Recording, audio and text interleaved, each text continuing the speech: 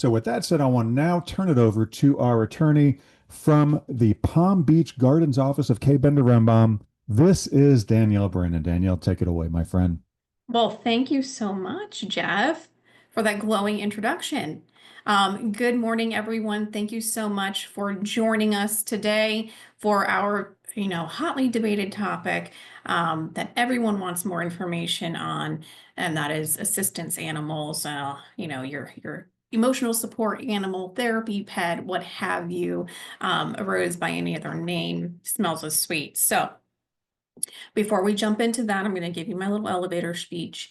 Um, my name is Danielle Brennan. I am with K. Bender Rembaum. Oh, you know what? Because Jeff said that I have, let me put up my little slideshow here. You are welcome to, if you have any questions following the presentation, my contact information is right up there on the screen. You can send me an email if you have questions concerning the course itself. Of course, seminars@kbrlegal.com. You can communicate with. I am here in our Palm Beach Gardens office. We do have other office locations throughout the state of Florida, one in Tampa, our main office in Pompano Beach, where we have all of our litigators and our collection support staff, paralegals, Winter Springs, and we do have office space available in Miami-Dade by appointment only. We are 23 attorneys. 9 of us are board certified specialists. One is in construction law. All the others are board certified specialists in condominium and plan development law, such as myself. Now, what does that mean? Well, it means that we have highly specialized knowledge of this area of law pertaining to condominium associations and homeowners associations and cooperatives. We've been peer reviewed by other attorneys in the area. I took an exam, which is basically like a board exam, a bar exam for this area of law to ensure my competency in this area of law. So we also have to re-up our board certification every 5 years, and I'm going through that process right now.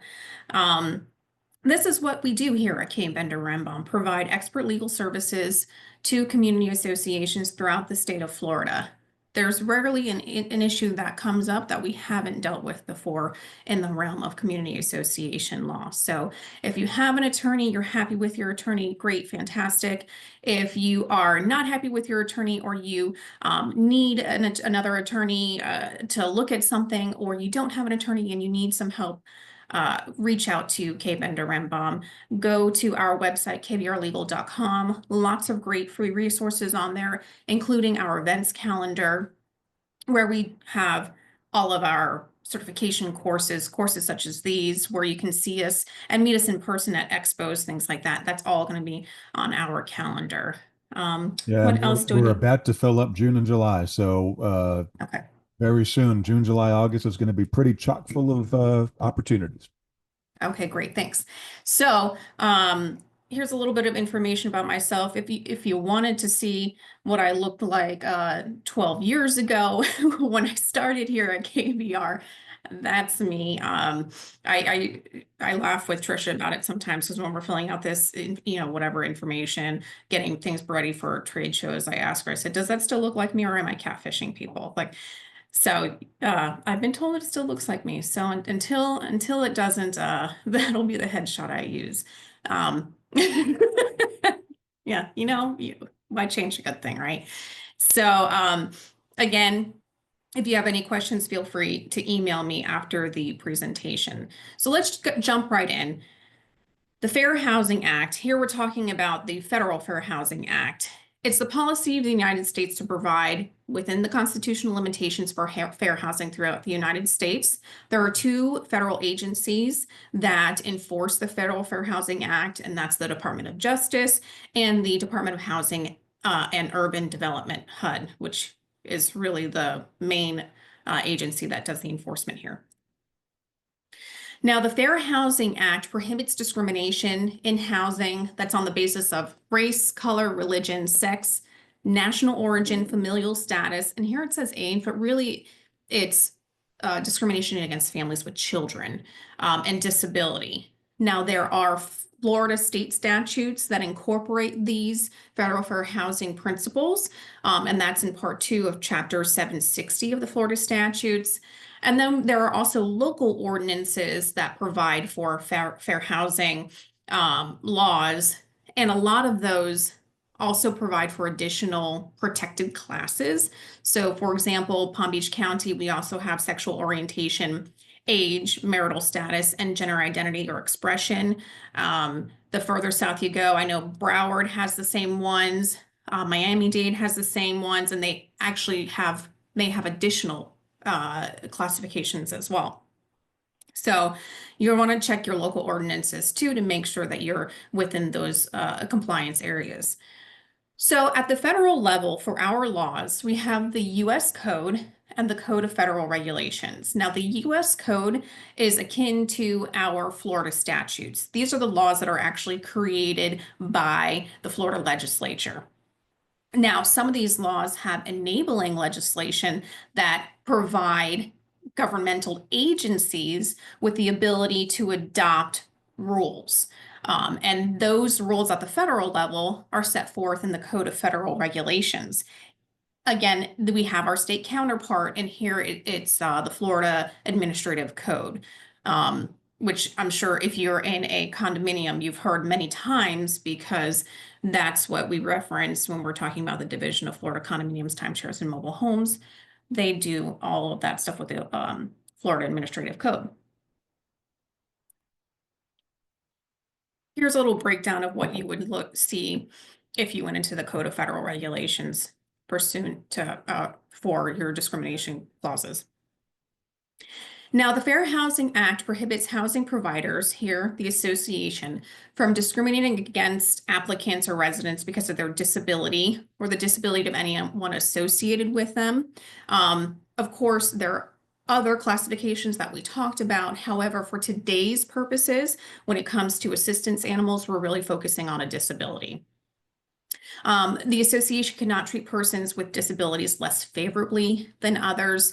And there are 2 different types of requests that can be made under the Fair Housing Act. One is a reasonable modification, one is a reasonable accommodation. A reasonable modification is like a physical change to the premises that is required for a person to fully enjoy their dwelling in the property. And a reasonable accommodation is an exception that's provided to a policy or a rule or a covenant that might be in your declaration that's necessary for a person with a disability to have an equal opportunity to use and enjoy the community. For the purposes of assistance animals, we're really focusing on reasonable accommodations. There are certain exemptions to the application of the Fair Housing Act, but they're very limited.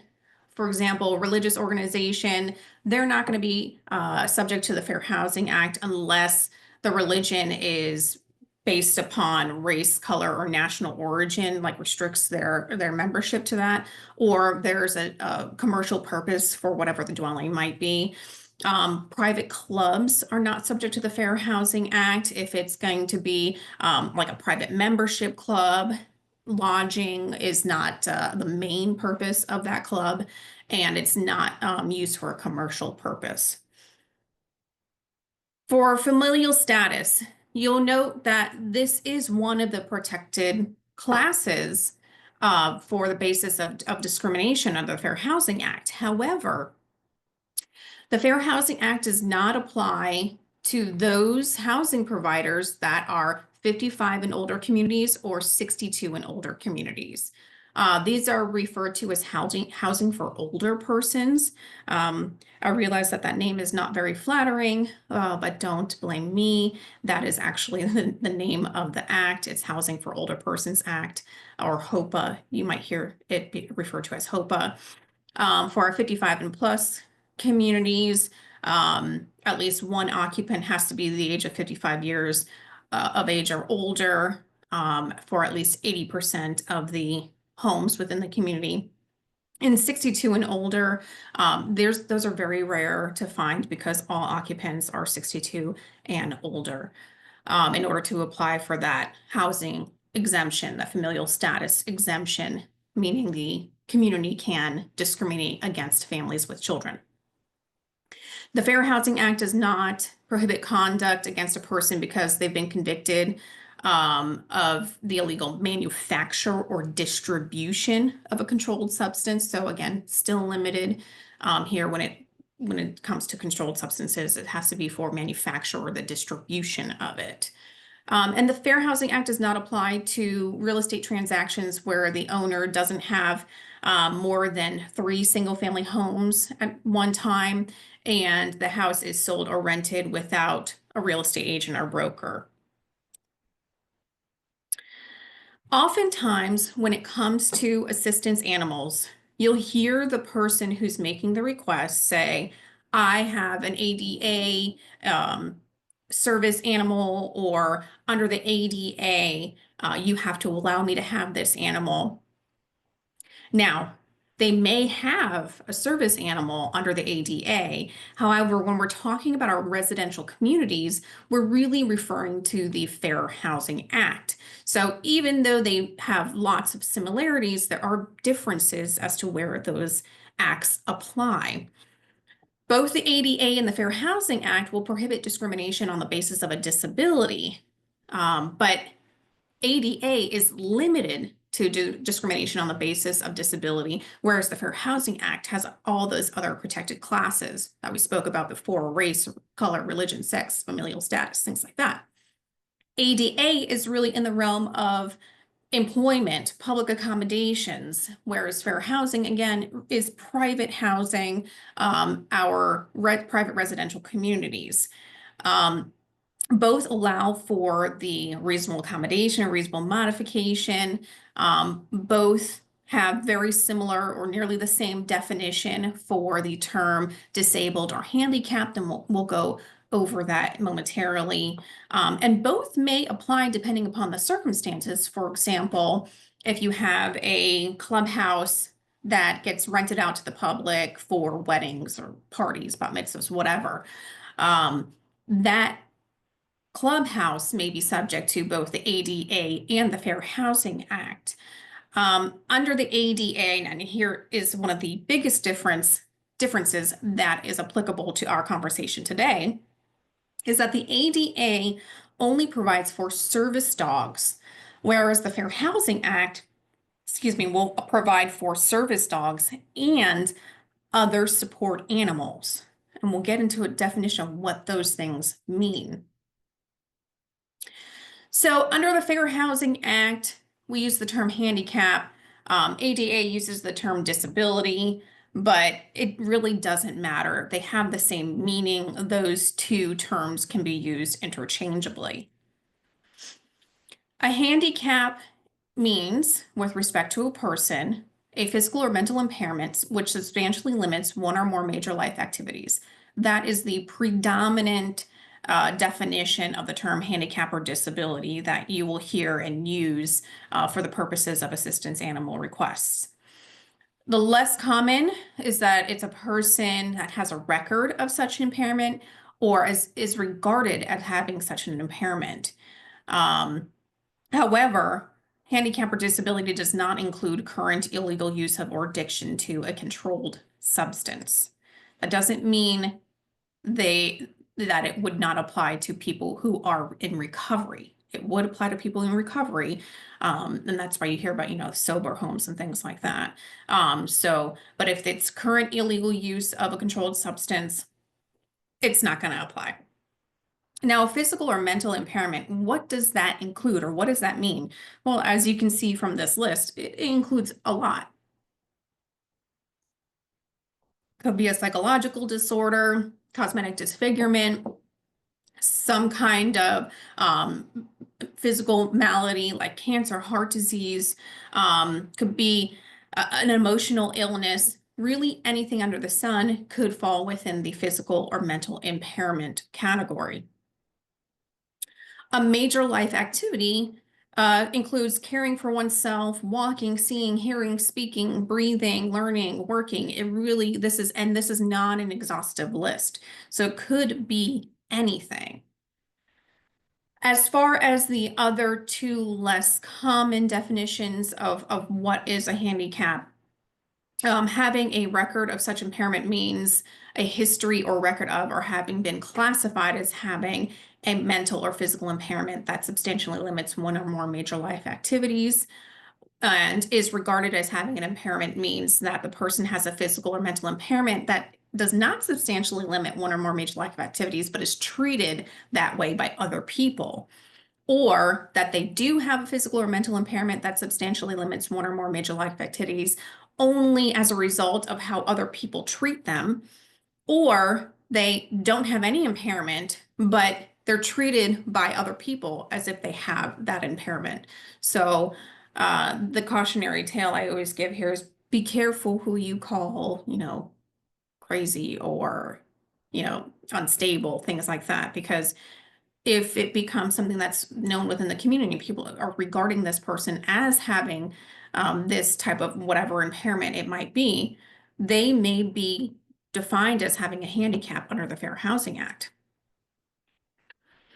So for the association, it's unlawful for the association to ask if an applicant, somebody who wants to move in, purchase, rent within your community, you cannot ask if they have a disability, if they're going to live with anyone that has a disability, or as to the nature or severity of a person's disability.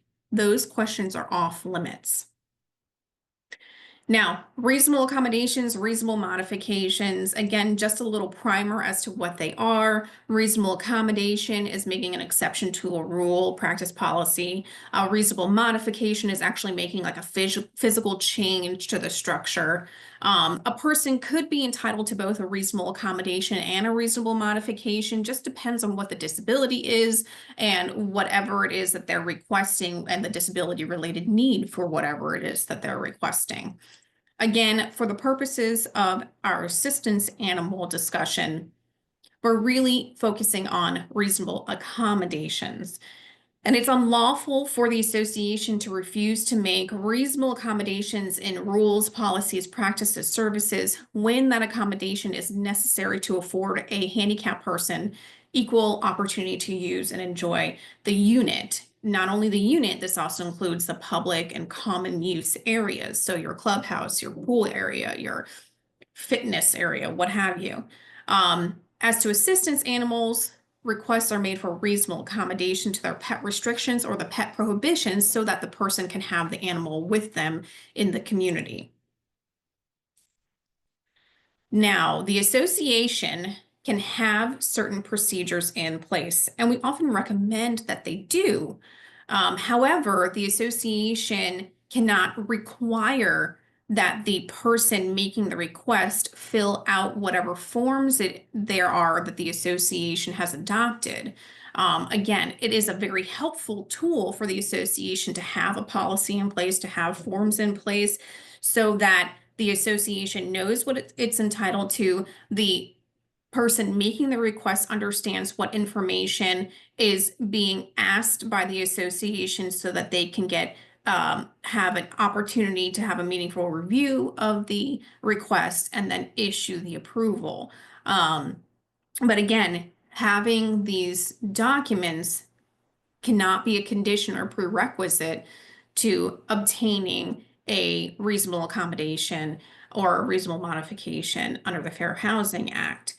The association can make the truth and accuracy of the information that's provided by the applicant during the process as a condition. Excuse me.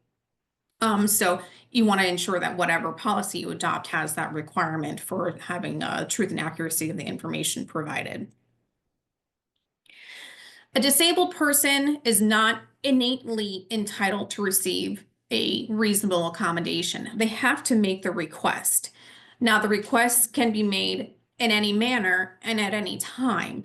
So the person could have already brought the animal into the community without having made the request and then make the request after the fact. That's totally acceptable. And when the person is making the request, there's no magic words. They don't have to say, oh, I'm making a reasonable accommodation under the Federal Fair Housing Act so that I may, have my animal. They don't have to say anything in particular. Just a person has to reasonably understand that a request for a reasonable accommodation is being made. And the person who makes the request doesn't have to be the disabled person themselves. It can be someone making the request on behalf of a disabled person. So let's say we've received a request for a reasonable accommodation for an assistance animal. The first question we have to ask ourselves is, what type of animal is it? What type of animal are they looking for? Are they wanting a service animal or a support animal? Now, this question used to not be as important as it is because prior to January 2020, both service animals and support animals under the Fair Housing Act were analyzed the same way.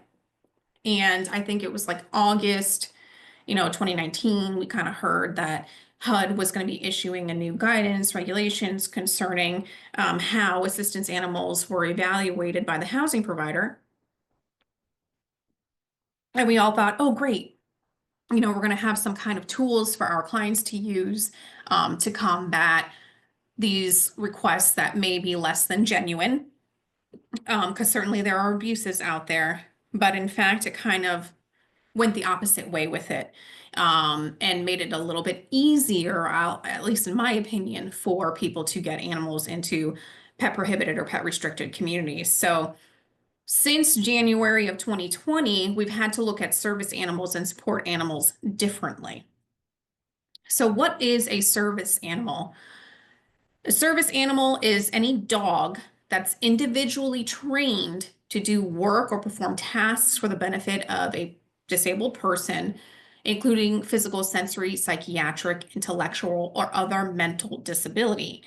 Now, performing work or tasks for a service dog means that the dog is individually trained to take some kind of action to assist that person with regard to their disability.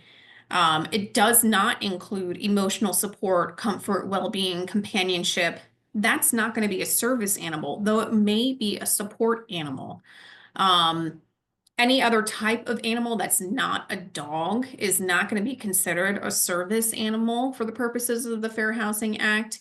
But it could be some type of support animal. Whatever the work or task that's performed by the animal has to be directly related to that individual's disability. So they call it the nexus. So there has to be a link between the two things in order for it to be an acceptable or reasonable request for an accommodation. So the HUD guidance poses the analysis as a series of questions. So that's why you'll see it as a series of questions here in our presentation. So the first thing we look at is the animal a dog? If it is a dog, then it could be a service animal. If not, then it's not a service animal, but it could be a support animal. Is it readily apparent that the dog is trained to do work or perform tasks for the benefit of an individual with a disability? Now, it's readily apparent when you see the dog doing something that it would otherwise not naturally do to assist someone with a disability. So, like guiding an individual who is blind or has low vision, pulling a wheelchair, providing assistance with stability or balance for an individual who's clearly has a mobility disability. Um, in essence, you have to ask yourself, okay, so what do we already know? What do we already know about this person and about the animal? If it's not readily apparent, well, then we move on to the inquiries. If it is readily apparent, at that point, the association has the information it needs in order to grant the request. So at that point, you would be granting the request for the service animal. Now, if it's not readily apparent, then we say, okay, is the animal required because there's a disability? If there's a disability and they identify at least one thing that the animal is trained to do for that disability, well, then that animal is a service animal, and they need to be provided the reasonable accommodation. If not, the animal is not a service animal, but it may be a support animal. Again, they only have to list one action that the dog is trained to take that's helpful to the disability, in order for the dog to be considered a service animal. If there's not a specific action identified, again, they're not going to be a service animal, but they could be a support animal. We'll talk about um, disability and supporting documentation momentarily.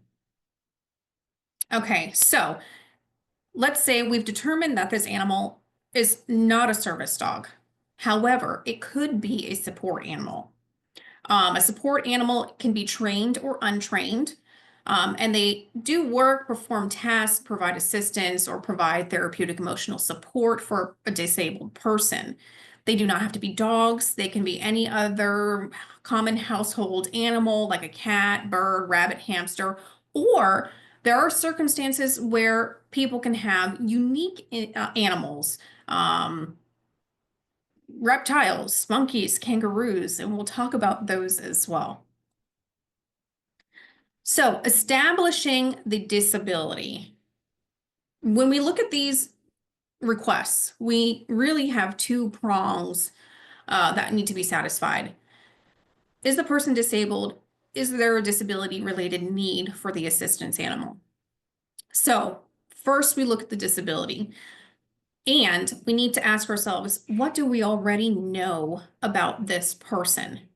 Does the person have an observable disability, or does the association already have information giving them reason to believe that the person is disabled?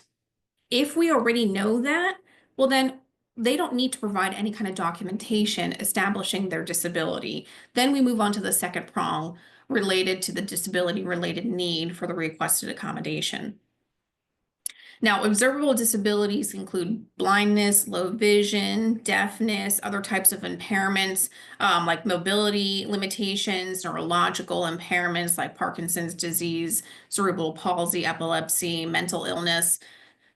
Excuse me, I need to correct that typo, or other diseases that affect like major body functions.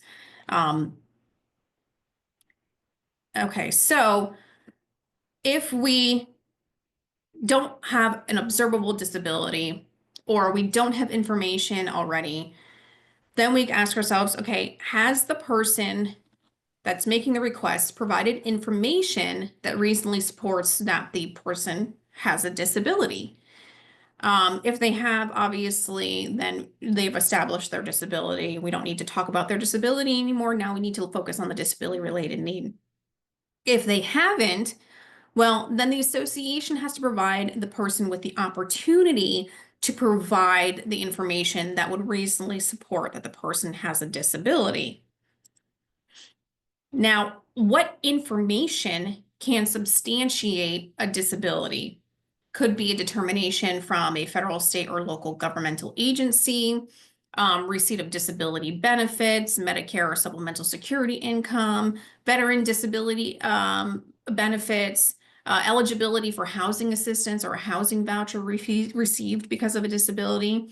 And what we see most commonly is information confirming a disability from a healthcare professional, being a physician, optometrist, psychiatrist, psychologist, physician's assistant, nurse practitioner, or a nurse. Simply because a person does not have a disability determination from a governmental agency or other benefit program does not necessarily mean that the person is not disabled for the purposes of the Fair Housing Act or even for the Americans with Disabilities Act. Just means that you have to look at other sources of information to determine whether or not the person has a disability. Now, in some instances, certain impairments will mean that the person, in all cases, in virtually all cases, will be found to have a substantial limitation on a major life activity. And this includes deafness, blindness, intellectual disabilities like autism, cancer, if they're missing limbs, HIV, muscular dystrophy, muscular sclerosis, schizophrenia. These particular impairments, again, virtually in all cases, will mean that the person is disabled. Okay, so when it comes to the disability related need, we have to ask ourselves again, what do we already know? Has the person provided the information already, which reasonably supports that the animal does work, performs tasks, provides assistance, or provides therapeutic emotional support with respect to that person's disability? If they have, well, then they provided information supporting the disability related need, and the association should at that point grant the request, unless it's a unique type of animal, which then we would go into a further analysis regarding the animal, which we will discuss. If the person has not provided information which reasonably supports that there's a disability related need for the animal, the association has to provide the person with the opportunity to provide that information. We always want to be entering into an interactive process with the person who's making the request to provide them with that opportunity to give the information that the association is entitled to, so that the board has a meaningful review, has the opportunity to perform a meaningful review of the request. Recently supporting information, again, often consists of information from the licensed healthcare professional. The information is general to the condition. Again, we're not entitled to know the nature or the severity of a person's disability. So it's general to the condition, but it's specific to the individual and the assistance or emotional support that's provided by that animal. Again, there has to be a relationship or connection between the disability and the need for the assistance animal, that nexus that we were talking about earlier. This is especially important where the disability is not observable or the animal provides emotional support, things that we can't see the animal clearly doing. For non-observable disabilities and animals that provide emotional support, the association can ask for information that's reasonably necessary to conduct an individualized assessment of the person's request, and lack of such documentation is grounds for denying the request. However, again, enter into that interactive process. HUD has, in that January 2020 guidance that it issued, HUD has a document called the Guidance on Documenting an Individual's Need for Assistance Animals in Housing. It's pages 16 through 19 of that particular guidance. So the last 4 pages. And HUD encourages associations and other housing providers to give those 4 pages to people who are making requests for assistance animals, so that they understand what information is being sought and what information the association is entitled to in order to evaluate their request. When it comes to obtaining documentation online, there are many different service providers out there who will ask you a few questions and issue you a letter concerning your disability and disability related need for an assistance animal. There are also other organizations that will take your money to provide you with a fancy certificate that says, United States Registry of Emotional Support Animals, whatever, give them an ID number, a badge. And that's all well and good, but that in and of itself does not substantiate the disability and disability related need for the assistance animal. Generally speaking, it's not going to be sufficient, right? So you do get the opportunity to ask for documentation, reliable documentation concerning a person's disability and disability related need for an assistance animal, of course, depending upon the circumstances. We can't totally discredit letters from a licensed healthcare professional that's generated online, because again, we have telehealth, especially during the COVID times, telehealth has become increasingly available to people. So there are healthcare professionals that use telehealth as a legitimate means to provide medical care. Now, Okay, a reliable form of documentation is, you can be from the person's healthcare professional confirming that the person has a disability and a disability related need for the accommodation. Once we have those documents in the association's possession, those documents are official records of the association. However, they are not accessible to the members for inspection and copying because they are excluded via statute. And you see the statutory references there. Information that's obtained in connection with the approval of a lease, sale, or other transfer of a unit or a parcel, medical records of owners, or community residents, and certain identifying information, personal identifying information, all of that is going to be exempt from disclosure.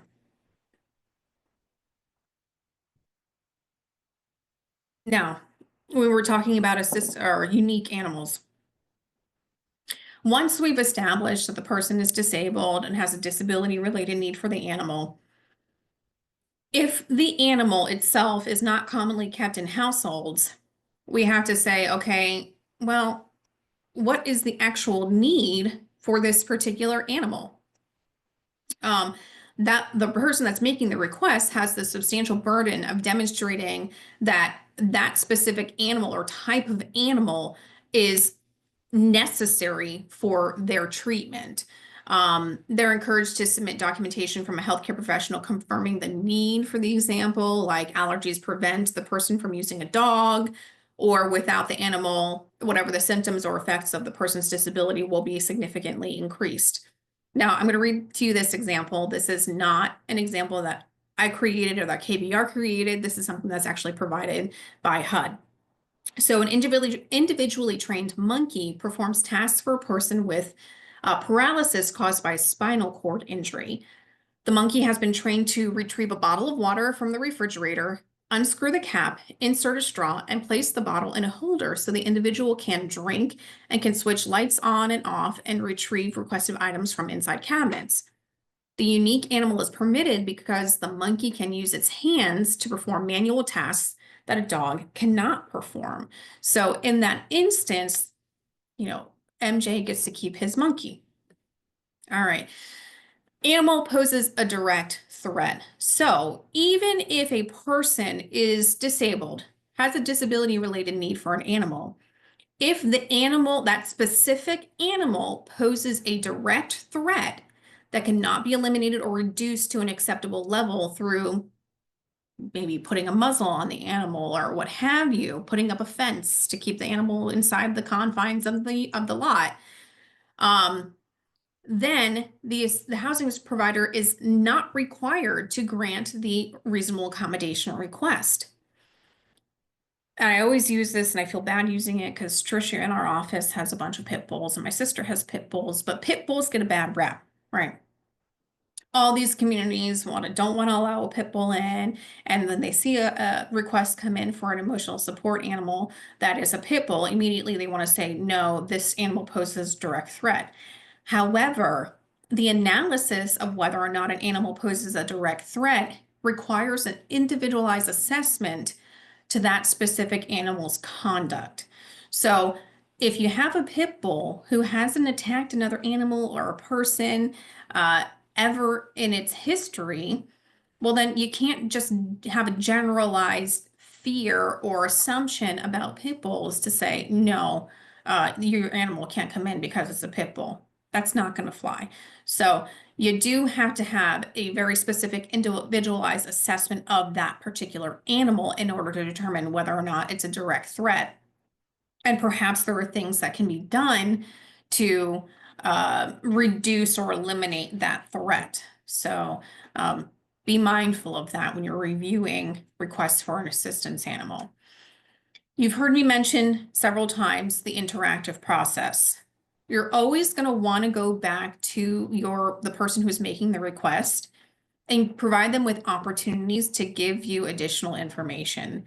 Do not simply deny a request because you don't have the information yet.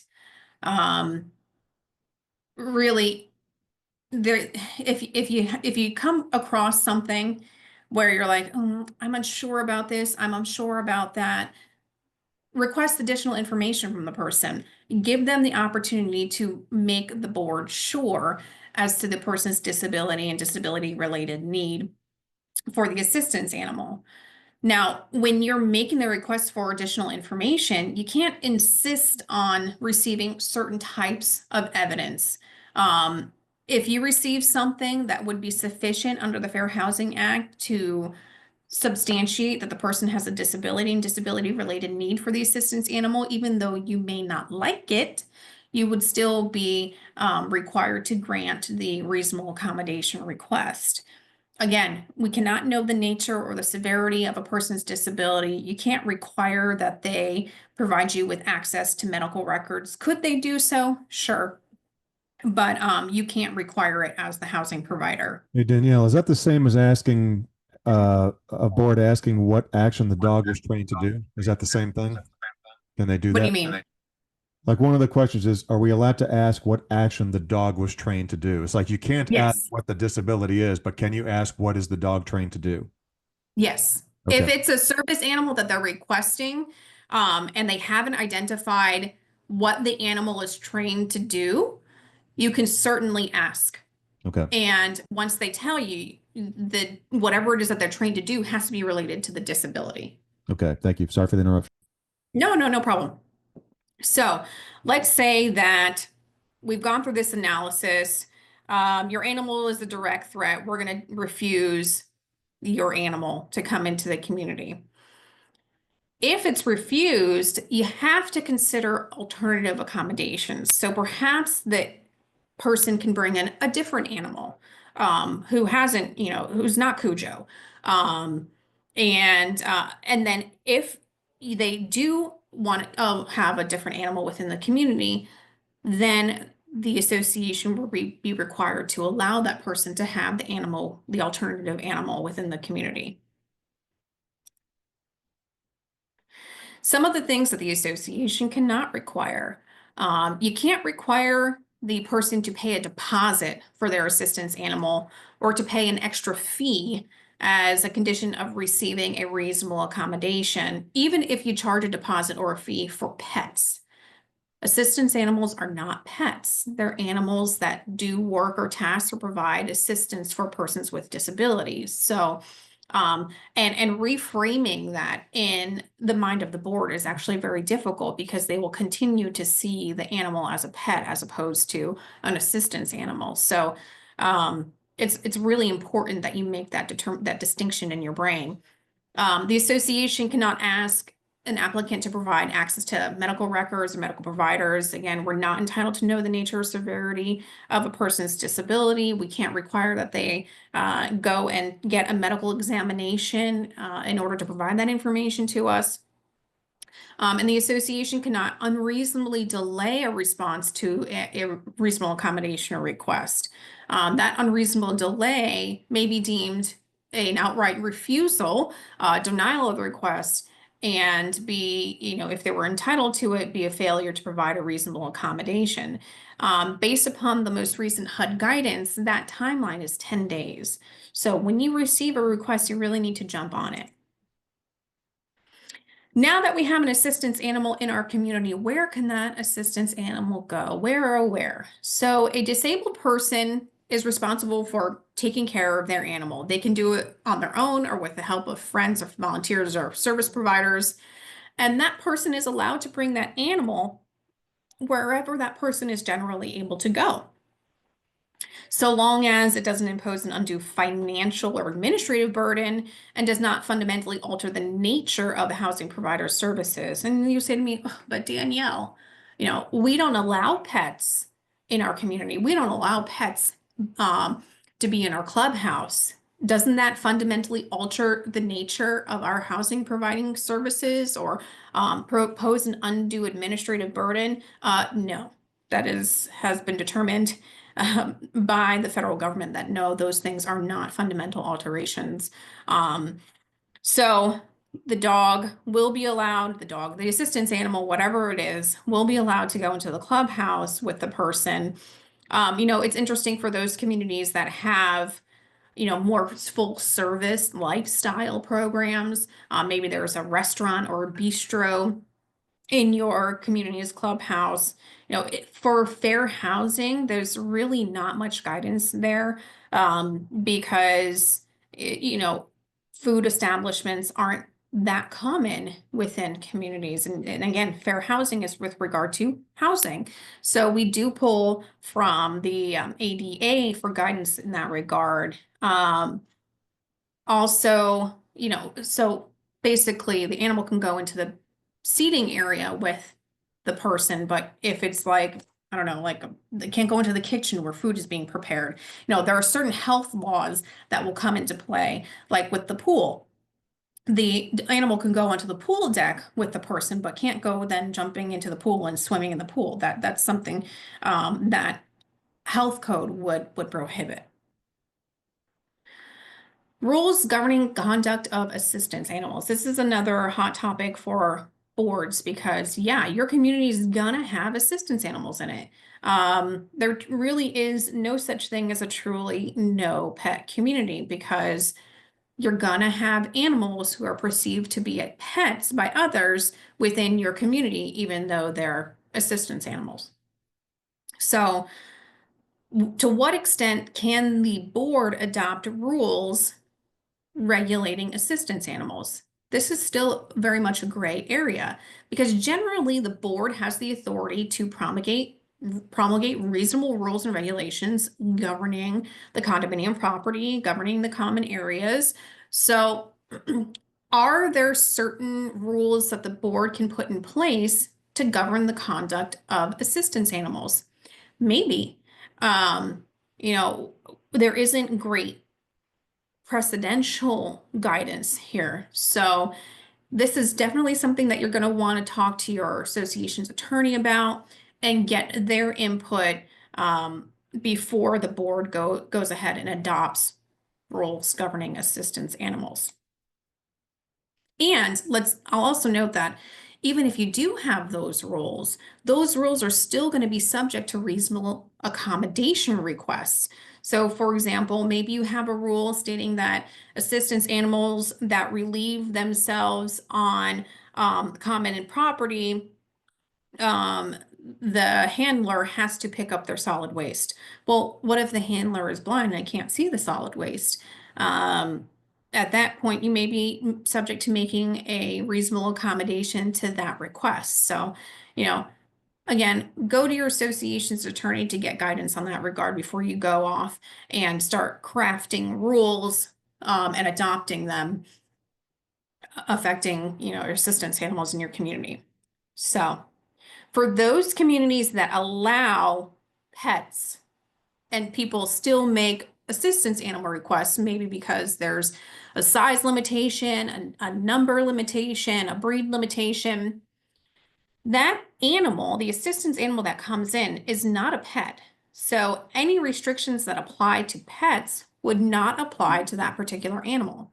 So if 2 dogs are allowed and then they make a request for an assistance animal, which is another dog, and the person has substantiated that they have a disability and a disability related need for that animal, well, then that particular dog would come in as an assistance animal in addition to their 2 pets. Don't shoot the messenger on that one. So what happens if there's a violation of the Fair Housing Act? And there are 3 different types of 3 different theories under which a person can bring a discrimination claim. There's intentional discrimination, which is overt, some kind of overt action where the person is clearly being discriminated against. Disparate impact means that the association has like a facially neutral rule or prohibition in place, but it has a disproportionate effect against someone of a protected class, or the failure to allow a reasonable accommodation or modification, which, it would be the typical route. Now, there are multiple places that the person can bring their complaint. We have our administrative agencies, and this is going to be the number one because it's the cheapest for people to bring their complaints. We have them at the federal level, state level, and oftentimes the local level. Federal level, like I mentioned before, DOJ and HUD, but really it's going to be HUD, and they often will refer it to the state or the local agency. Here in Florida, we have the Florida Commission on Human Relations. And here in Palm Beach County, where I'm located, we have the Office of Equal Opportunity. The person can also take their complaint to the courthouse. However, that's going to be a lot more expensive for the person. So again, most often you're going to be, if heaven forbid, there is a complaint that's brought against the association, more likely than not, it's going to be from one of the administrative agencies. The division, I mentioned before, Division of Condominiums, Timeshares, and Mobile Homes, they do not hear fair housing claims. So if you bring a claim to the division and there's a fair housing aspect of it, they're not going to hear that. They'll be instructed to file the complaint with the administrative agency and then provide proof of filing so that they can have a stay of arbitration. At the HUD administrative hearing level, once a complaint is filed, the association and the complainant will have the opportunity to conciliate, which is just a fancy term for settle, while HUD is investigating the matter. If HUD ultimately finds that there's reasonable cause to believe that discrimination has occurred, then they'll refer the case to administrative law judge within 120 days, or either party can elect to have the case heard by the federal district court, which we'll talk about next. A HUD or DOJ decision not to proceed with the fair housing matter doesn't mean that they can't then go and file a private lawsuit. If the case is heard by the administrative law judge and the judge presiding over the case determines that discrimination has occurred, the association can be ordered to pay actual damages to the complainant, which could include humiliation, pain, and suffering, provide injunctive or other equitable relief, meaning you have to allow the animal into your community, to pay the federal government a civil penalty to vindicate the public interest. This is something to punish the association for having violated the Fair Housing Act. Minimum penalties are $16,000 for a first violation and $65,000 for a third violation within 7 years. And you could be ordered to pay reasonable attorney's fees and costs in addition to your own. At the federal district court level, within 20 days, of HUD issuing a charge that it's found reasonable cause against the respondent, meaning the association here, either party can elect to have the case decided at the federal district court. Within 30 days of making that election, the DOJ will file a lawsuit and litigate on the plaintiff's behalf. And the federal district court can order relief and award actual damages, attorney's fees and costs, and punitive damages. Again, these are punishments against the association. The complainant has the opportunity to, in lieu of going to an administrative agency, go into federal district court within 2 years of an alleged violation. They can only do this if the complaint has not signed a conciliation agreement. Obviously, if it's been settled, it's been settled. And the administrative law judge has not begun an administrative hearing. The court can award actual and punitive damages and attorney's fees and costs. Now, cases of interest, I'll do director liability, and then I'll give you a little spiel before the next section. Ultimately here, in this particular case, plaintiff made a claim against the association for discrimination, also brought a claim against the board members individually. All of this to say that board members can have individual liability for discrimination claims. So directors, there's real personal liability here. So be mindful of that. Cases of interest for our assistance animals specifically. Now, these cases were decided well before the January 2020 HUD guidance was issued. So we're really looking at something from a set of old guidelines And would courts decide the same today? That's a very difficult question to answer. We really don't know. And based upon the guidance that we've seen, maybe not. So even though these cases may be beneficial to the association or provide some guidance to the association, you really need to take them with a hefty grain of salt because, again, these were cases that were decided before HUD issued its January 2020 guidance. And, um, you know, they these associations took a gamble. Um, as you'll see, a lot of the information that was determinative in their case was not found until they got into the case, into discovery. So they had to spend a lot of money and take a risk in order to get to this area or to get to the information that ultimately won them the case. So in this particular case, Han had requested that he keep his dog Booster as a pet.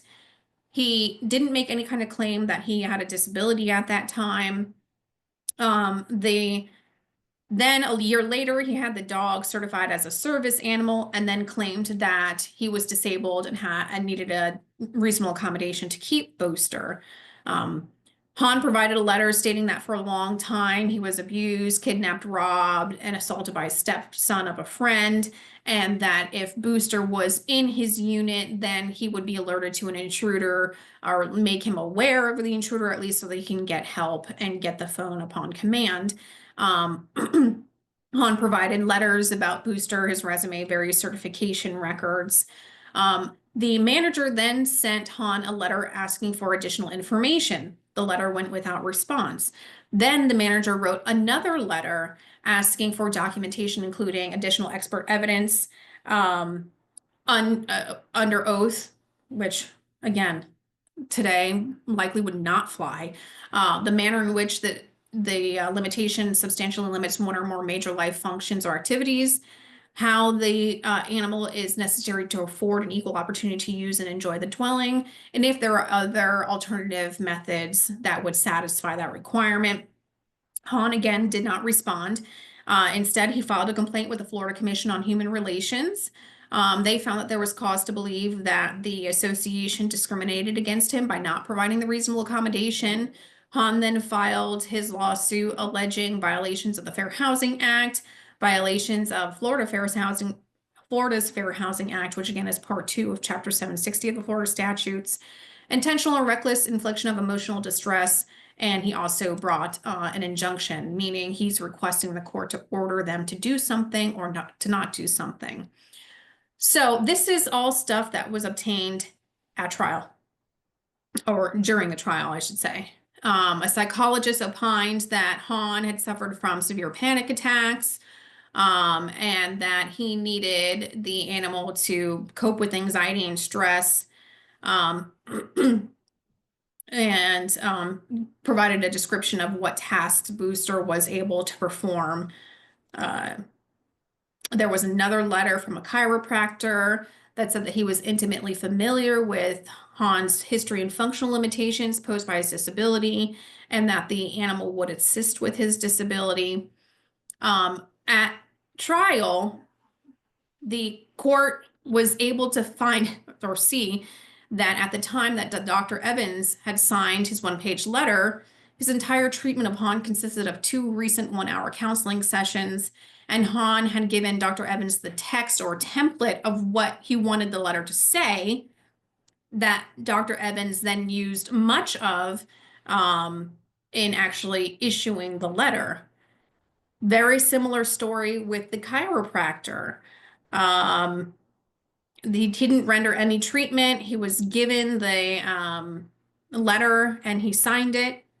Again, all this was found at trial. Ultimately, the court concluded that the board didn't deny the request, but asked for information, which Han did not provide.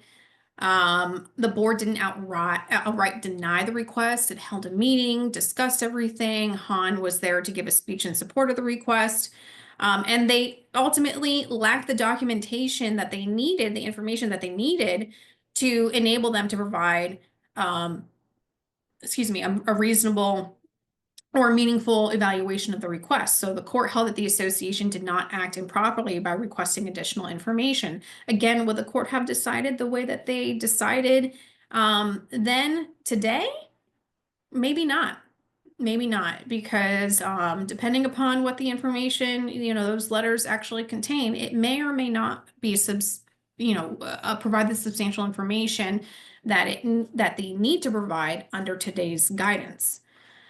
I'm going to let you guys, I know that we're getting close toward the end, and I do want to get to the quiz that that is at the very end of this, because it does provide some more directed things than providing you with all these facts and stuff. So I'm going to jump to the little fact patterns, but you guys are welcome to read these cases.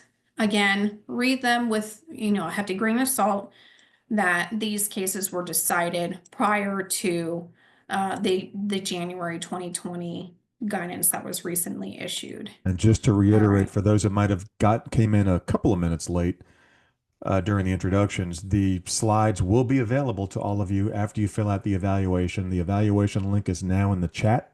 If you haven't yet hit the chat button and you just hit it now, you're not going to see the link.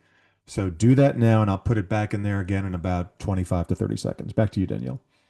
Okay, so these case studies were provided by HUD in one of their guidance documents, and they are numbered, but you'll notice that they are not consecutively numbered, because some of them don't really relate to assistance animals, and even the ones that you do see, sometimes they may not be directly on point to assistance animals, but the concepts that they're conveying relate to the association's evaluation of an assistance animal request. So let's dive right in. An applicant with an obvious mobility impairment who regularly uses a walker to move around asked her association to assign her a parking space near the entrance to the building instead of a space located in another part of the parking lot. Can the association require the applicant to provide additional information about her disability? I can't see any of you, but I hope you guys are shaking your head no. Why? Because the disability here is obvious. So the association already knows that she has this mobility impairment that substantially limits her ability to walk. So the association cannot ask for additional information regarding her disability. Can the association require the applicant to provide additional information regarding her need for the requested accommodation? No, it's fairly obvious to the association that because she has this disability regarding her ability to walk, she needs a place to park her car that is closer to the entrance of the building. So it's the disability related need for the accommodation is also readily apparent. A rental applicant who uses a wheelchair advises the association that he wishes to keep an assistance dog in his unit, even though the provider has a no pets policy. The applicant's disability is readily apparent, but the need for an assistance animal is not obvious to the provider. Can the association ask the applicant to provide information about the disability-related need for the dog? And here, yes, they can. Why? Because it's not apparent to the association what the disability-related need for the assistance animal is. So they can certainly ask for information about the disability-related need for the dog. An applicant with an obvious vision impairment requests that the association provide assistance to her in filling out the association's application form as a reasonable accommodation because of her disability. Must the association provide the requested assistance? Well, she has an obvious impairment. She can't read the form. Therefore, it's pretty obvious that she would need some help reading the form. So we have a disability, we have a disability related need. There's a nexus between the two. So yeah, the association would need to provide the requested assistance. Can the association require the applicant to document the existence of her vision impairment? No. Here again, because it's an obvious vision impairment. Because of his disability, an applicant with a hearing impairment needs to keep an assistance animal in his unit as a reasonable accommodation. Can the association charge an application fee? No. Can the association charge a security deposit? No.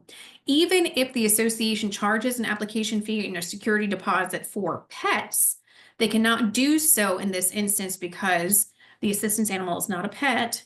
They are animals that provide assistance, trained to work to perform tasks in order to assist a person with a disability. So they are not pets. You can't apply them to your assistance animal. An owner of the association makes an oral request that she be assigned a mailbox in a location that she can easily access because of a physical disability that limits her ability to reach and bend. The association would prefer that the owner make the accommodation request on a pre-printed form, but the owner fails to complete the form. Must the association consider the reasonable accommodation request, even though the owner did not use the association's designated form? The answer here is yes. Even if you have a form, and it is recommended that you have some kind of process and procedure in place, even with all of that, you cannot require the person to complete your forms in order to review their request. You just have, a person would have to reasonably understand that a request for an accommodation is being made. Again, there's no magic words there. You just have to understand that the request is being made. A man who is substantially limited in his ability to walk uses a motorized scooter for mobility purposes. He applies to live in an association that prohibits the use of motorized vehicles. May the association deny the request to live in the association? No. Again, whatever policies may be in place are subject to exception if there's a disability and disability-related need for that accommodation. Must the association allow the applicant to use of his motorized scooter? Yeah, he has a disability and disability-related need for it. May the association charge the applicant a deposit as a security against potential damage? Again, no, we can't be charging security deposits or application fees. Now, this person would have to use their scooter in a way that's safe. They can't pose a direct threat, like, be Evil Knievel and start, running into people or what have you. So, if he poses a direct threat with it and you come to find out he's running over little old ladies in the community, well, then you can tell him that he that he can't be doing that, and that he would need to find another means of giving himself some mobility within the community. All right, so that's the end of the presentation. Thank you guys so much.